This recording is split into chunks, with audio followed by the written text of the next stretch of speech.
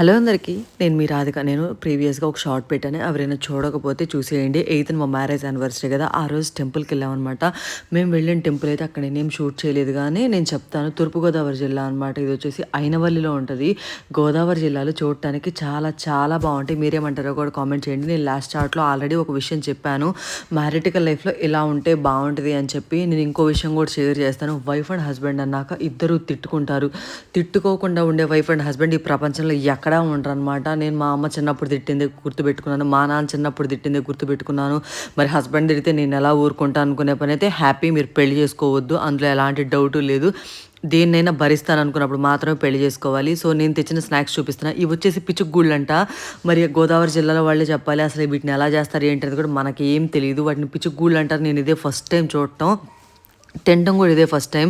Taste అయితే బాగానే ఉంది. నేను తీసుకొచ్చిన స్నాక్స్ అయితే ఇవి ఫ్రెష్‌గా హోమ్ మేడ్ అనమాట.